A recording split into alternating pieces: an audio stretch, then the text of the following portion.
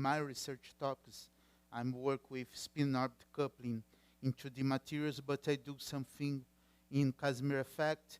So before I start, it's working? Okay. Before I start, some words about Casimir effect. Casimir effect is an interaction between neutral but polarizable bodies that happens due to the quantization of a vacuum. It's a quantum vacuum effect, and it's dominant at micro and nanoscale. It has a lot of applications, for example, in nanotechnology, in like nano and micro electromechanical machines, in biophysics, and even in cosmology. The computation of cosmological constant involve a similar procedure to the computation of Casimir energy. Here is the setup, traditional setup of Casimir effect. You have two parallel plates with vacuum between them, and due to the fluctuations of quantum vacuum, they interact. For metal plates, these interactions usually is an attractive interaction. In these works, we have analyzed a different setup, a parallel plate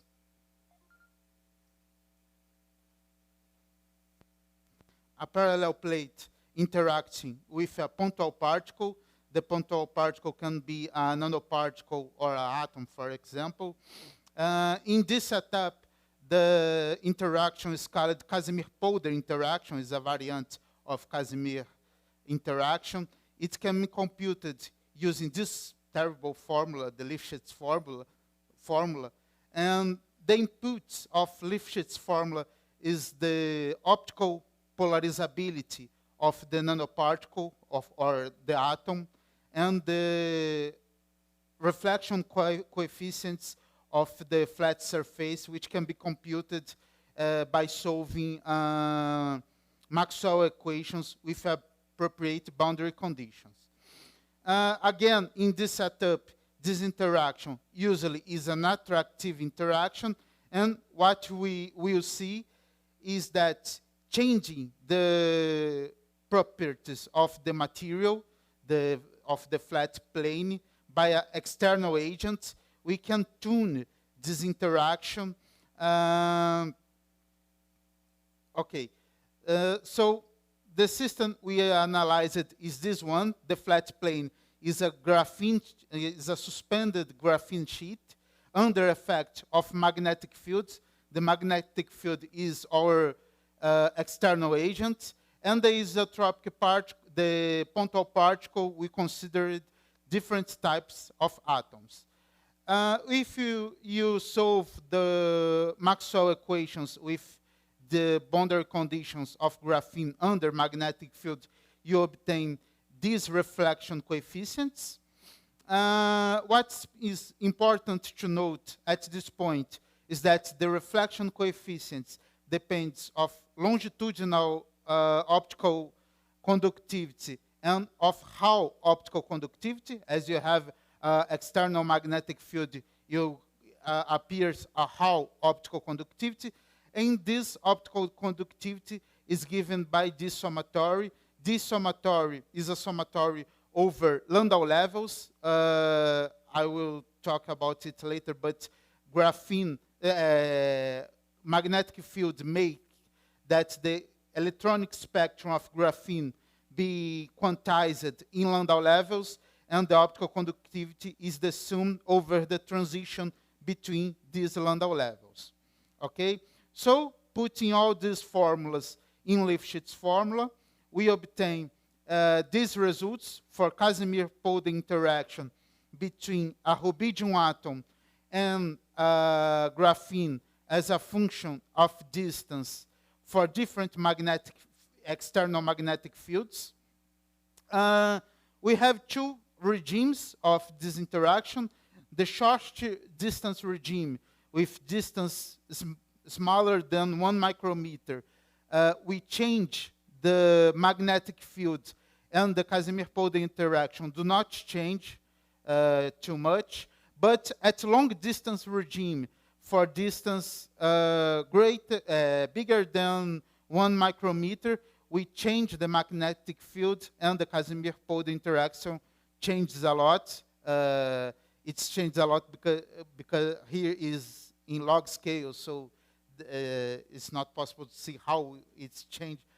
And added to this, at long distance, the Casimir-Polder interaction between rubidium and graphene at long distance can be fitted by this universal power law, with C4 coefficient being a function of magnetic field and the chemical potential of graphene sheet. Okay? Now, if we plot the Casimir-Polder interaction as a function of external magnetic field, we see that here I'm plotting the Casimir interaction for 0.1 micrometer, and here for 1 micrometer. We see that it has discontinuities at specific values of magnetic field in both graphs, and this discontinuities is related to the quantization of energy spectrum of graphene.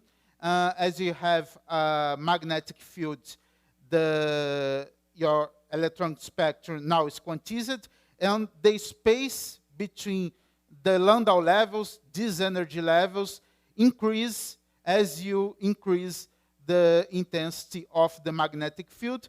And sometimes you are increasing the magnetic field, a Landau level cross the chemical potential of graphene sheet, which generates a discontinuity in longitudinal conductivity and in Hall conductivity, and is the reason for these discontinuities in Casimir-Polder interaction. This is a work of few years ago we have developed. Recently, in last 5 months, we have do an extension of this work, calculating the quantum reflection, how the magnetic field applied in graphene affects the quantum reflection of an incident atom. In quantum reflection, is a reflection of quantum particle by a pure attractive potential. Okay, to obtain the quantum reflection probability, we just need to solve a Schrödinger equation where the attractive potential being the Casimir-Polder potential between the graphene and the incident particle. And we use WKB ansatz to solve this equation, and the quantum reflection probability is given by this limit of WKB coefficients at long distance limit. Now I'm showing here the results of rubidium again, being quantum reflected by graphene for different values of magnetic field. On the top panel, I am showing the quantum reflection probability as a function of incident energy of particle. For low energies, we have the quantum regime, where the quantum reflection probability equals 1. For high energy, we have the classical regime, where quantum reflection probability goes to 0. And between this regime, you have a high tunable regime of quantum reflection probability, where for rubidium, we increase the value of magnetic field, and the quantum reflection probability is increased. Okay?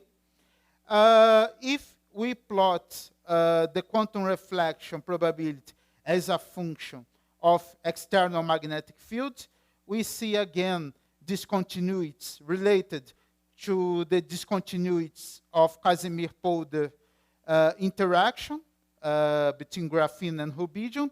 And here I'm showing the data for 3 values of chemical potential, and the effect of chemical potential is just a shift on the values of magnetic field where the discontinuity take place. So here is the data for rubidium. We have analyzed other types of atom, such helium. We have similar graphs here, but now we have different behaviors. Look for the intermediate regime of quantum reflection probability. We increase the value of magnetic field, and the quantum reflection probability decreases with the value of magnetic field. Similar thing can be concluded by this graph.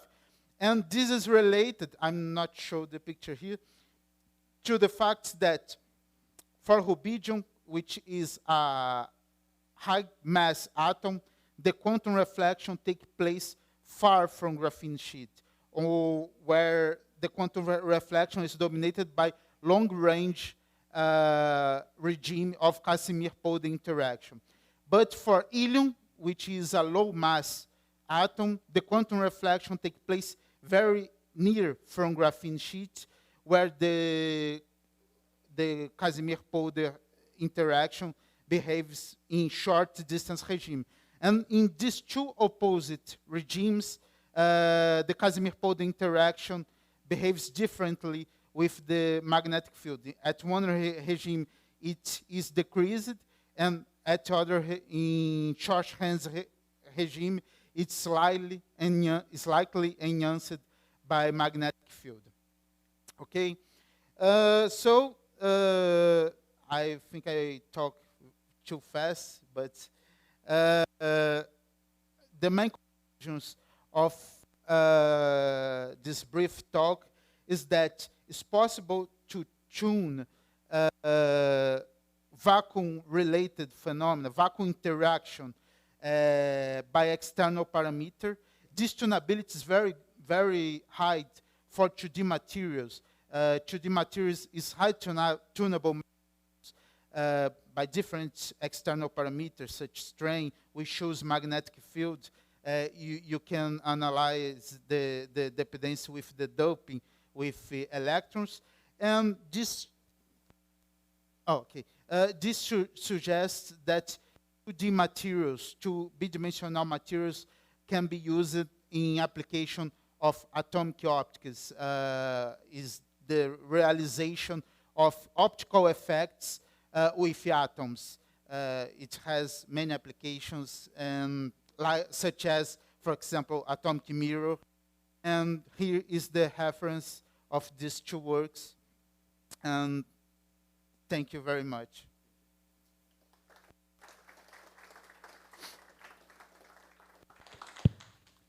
Questions? Yes. So is there an option to actually use